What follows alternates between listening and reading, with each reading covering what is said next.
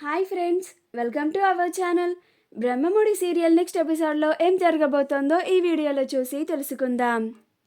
కావ్య రాజులను మెచ్చుకున్న ఇందిరాదేవి అసలేం జరిగింది అని తెలుసుకోవడానికి ఈ వీడియోని స్కిప్ చేయకుండా ఎండ్ వరకు చూసేయండి. మాయ వచ్చి అసలు నిజం అందరి ముందు బయట పెట్టి అక్కడి నుంచి వెళ్ళిపోతుంది. ఆ తరువాత రుద్రాని ఆ మాయ గురించి అయిపోయింది సరే, ఇప్పుడు ఈ బిడ్డని ఏం చేస్తారు? ఈ ఇంట్లో పెట్టుకొని ఈ ఇంటిని ధర్మసూత్రంలాగా మారుస్తారా ఏంటి అని అంటుంది. అప్పుడు స్వప్న, పెంచుకుంటారు, వాళ్ళకి ఇష్టమైతే పెంచుకుంటారు, మీకేమొచ్చింది అని అంటుంది. అప్పుడు కావ్య, నేను ఇంటికి కోడలుగా వచ్చి సంవత్సరం పైనే అయ్యింది, కానీ ఇప్పటి వరకు నాకు ఇది కావాలి అని నేను నోరు తెరిచి అడగడం లేదు. కానీ ఇప్పుడు అడగాల్సిన అవసరం వచ్చింది. ఆ బిడ్డని మరలా తిరిగి అనాథ శరణాలయంలో పెడతానంటే దానికి నా మనసు అంగీకరించడం లేదు. ఇన్నాళ్ళు నేను ఆ బిడ్డని ఒక కన్నతల్లి స్థానంలో ఉండి పెంచాను అని అంటుంది. అప్పుడు రాజ్ కావ్య వైపు చూసి గర్వంగా, నాకు నా భార్య కళావతి తీసుకున్న నిర్ణయం నచ్చింది. కళావతి చెప్పిన మాట నిజమే. మేమిద్దరం ఆ బిడ్డకి మాకు ఎలాంటి రక్త సంబంధం లేకపోయినా మేమిద్దరం ఆ బిడ్డకి చాలా బాగా దగ్గరయ్యాం. ఆ బిడ్డ లేకుండా ఉండలేకపోతున్నాము. అప్పుడు దొంగమాయ వచ్చినప్పుడు కూడా ఒక్క రెండు రోజులు ఆ దొంగమాయ దగ్గర ఉంటే మేమిద్దరం ఉండలేకపోయాము. చాలా ఇబ్బంది పడ్డాము. ఇప్పుడు ఆ బిడ్డని పూర్తిగా అనాథ శరణాలయంలో వదిలిపెట్టాలంటే దానికి మేము ఒప్పుకోలేము, మా వల్ల కాదు, ఆ బిడ్డని మేమే పెంచుకుంటాము అని అంటాడు. ఆ మాటకి ఇంట్లో అందరూ ఆనందిస్తూ ఉంటారు. అప్పుడు రుద్రాని, ఏంటి రాజు నువ్వు మాట్లాడుతుంది? ఇప్పుడు ఆ బిడ్డని నువ్వు పెంచుకుంటావా? మరి జనాలకి ఏమని సమాధానం ఇస్తావు? ఇప్పటి వరకు ఆ బిడ్డ నీ కన్న కొడుకు అని అనుకున్నాము, ఆ తర్వాత మా అన్నయ్య కొడుకు అని అనుకున్నాము. ఏమని చెప్పి నువ్వు ఈ బిడ్డని పెంచుకుంటావు అని అంటుంది. అప్పుడు రాజ్, నేను ఆ బిడ్డని దత్తత తీసుకుంటాను అత్తయ్య అని అంటాడు. అప్పుడు ఇందిరాదేవి కావ్య దగ్గరికి వచ్చి, ఇప్పుడు నిన్ను చూస్తుంటే నాకు చాలా గర్వంగా ఉంది మనవరాల. నువ్వు మా ఇంటి మహాలక్ష్మివి. మీ అత్తామామల మధ్య వచ్చిన గొడవలను తొలగించడానికి చాలా కష్టపడ్డావు. మా రాజ్ కూడా తక్కువేం కాదు. వాళ్ళ అమ్మా నాన్నల కోసం తన భార్యతో కలిసి చాలా కష్టాలే పడ్డాడు. తన కన్న తండ్రి, తన కన్న తల్లి కోసం ఈ ఇంట్లో వాళ్ళతో చాలా అవమానాలు పడ్డాడు. నిజంగా మీరిద్దరూ అందరికీ ఆదర్శంగా నిలుస్తారు. నాకు మీ ఇద్దరిని చూస్తుంటే చాలా గర్వంగా ఉంది అని అంటోంది. అప్పుడు సీతారామయ్య కూడా, అవును చిట్టి, రాజ్ కావ్యలిద్దరూ అందరికీ ఆదర్శంగా నిలుస్తారు. ఒక బిడ్డని దత్తత తీసుకోవాలి అంటే చాలా గొప్ప మనసు ఉండాలి అని అంటాడు. అప్పుడు అపర్ణ, నాన్న రాజ్, కావ్య, మీరు తీసుకున్న నిర్ణయం నాకు చాలా బాగా నచ్చింది అని అంటుంది. ధాన్యలక్ష్మి ప్రకాశంలు కూడా ఆనందిస్తూ ఉంటారు. అప్పుడు కళ్యాణ్, మా వదినమ్మకి చాలా గొప్ప మనసు ఉందని ఇప్పుడు అందరి ముందు రుజువైంది అని అంటాడు. ఇంకా అందరూ అక్కడి నుంచి వెళ్ళిపోతారు.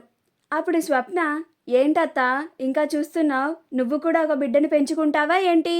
వద్దులే, ఈ వయసులో అస్సలు బాగోదు అని అంటుంది. అప్పుడు రుద్రాని, వచ్చేయ్ అని, నిన్ను రే రాహుల్, నీ పెళ్ళాన్ని కొంచెం కంట్రోల్లో పెట్టరా, నేను లేకపోతే దీన్ని ఏదో ఒకటి చేస్తాను అని అంటుంది. అప్పుడు రాహుల్, మమ్మీ ముందు ఇక్కడి నుంచి పద అని రుద్రాణిని అక్కడి నుంచి తీసుకొని వెళ్ళిపోతాడు. కావ్య ఆ బాబు దగ్గరికి వచ్చి బాబుని ఎత్తుకొని, ఓ నాన్న, నువ్వు ఇప్పుడు నుంచి ఇక్కడే ఉండొచ్చు. ఇక నువ్వు మా ఇద్దరి బిడ్డలాగా పెరగచ్చు. మా ఇద్దరి బిడ్డలాగానే ఈ దుగ్గిరాల వారసుడిగా పెరుగుతావు అని అంటోంది. ఇప్పుడు నీ అమ్మ, నేను మీ నాన్న రాజ్ మా ఆయన అని ఆనందపడుతూ ఆ బాబుని ఎత్తుకొని తిప్పుతూ ఉంటుంది. తరువాత ఆ బాబుని ఉయ్యాల్లో పడుకోబెట్టి తన గదిలోకి వెళ్ళిపోతుంది. కావ్య తన గదిలోకి వెళ్ళి దుప్పట్లని మడతేస్తూ ఉంటుంది. అప్పుడే రాజ్ ఆనందంగా గదిలోకి వచ్చి వెనక నుంచి అలానే కావ్యని ప్రేమగా చూస్తూ ఉంటాడు. అలానే వెళ్ళి కావ్యని వెనక నుంచి హత్తుకోవాలి అన్నట్లుగా చూస్తూ ఉంటాడు. అలా రాజ్ కావ్య వెనకాల నుంచొని అని శబ్దం చేస్తాడు.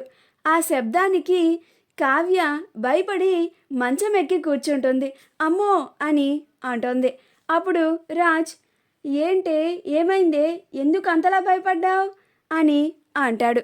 అప్పుడు కావ్య మీరా, నేను ఇంకా ఎవరో అనుకున్నాను, ఒక్కసారిగా అలా శబ్దం చేస్తే భయపడ్డానండి అని అంటుంది.